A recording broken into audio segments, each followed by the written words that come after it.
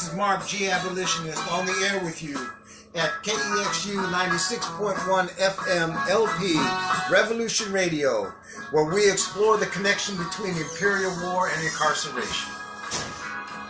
I don't limit myself to being a prison abolitionist because there are more structures and institutions that I seek to abolish than just incarceration.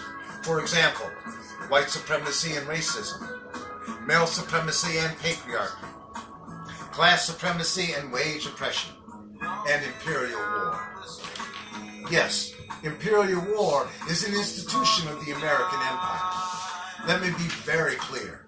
The United States military is an institution. However, it serves the institution of imperial war. The need for imperial conquest shapes and defines the U.S. military. In fact, the European need for conquest of Indian lands made the development of a military necessary. Any and all who opposed or resisted were killed or imprisoned. The first reservations were, in fact, prisons. I'm going to talk about Vietnam. Y'all make sure you hear Afghanistan, Iraq, Palestine, Syria, building with Iran, and any and every inner city in America. Make no mistake about what's coming down.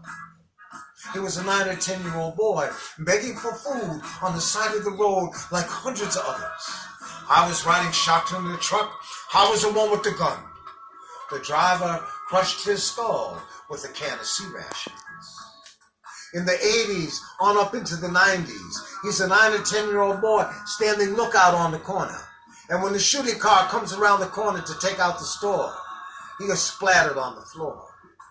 In the 90s, on up into the 2000s, he's a 9 or 10-year-old boy swinging a rock-loaded slingshot around his head.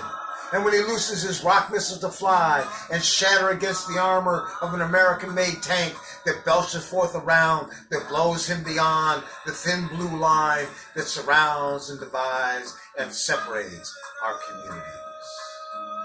And that thin blue line is also the color of the uniform. And that thin blue line is real, it's organic. Those uniforms are on human beings who make decisions to function in ways that are anti-human.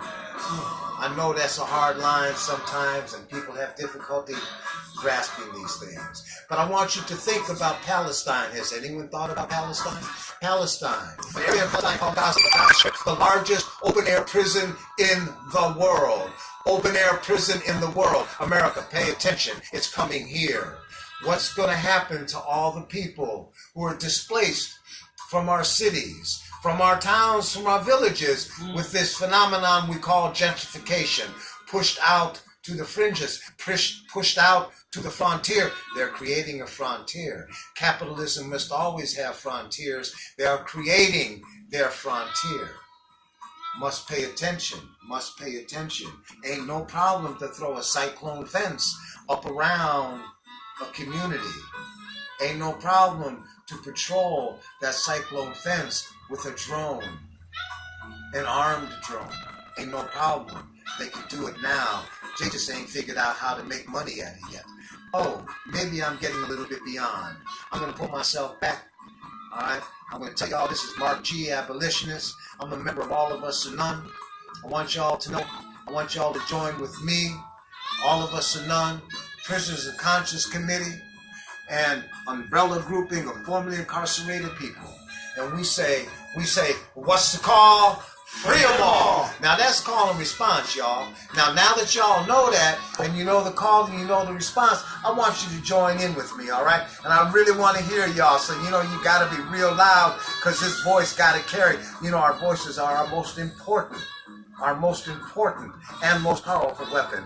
We say, what's the call? Freedom all! Dare to struggle, dare to win, all power to the people. I say, Ashe.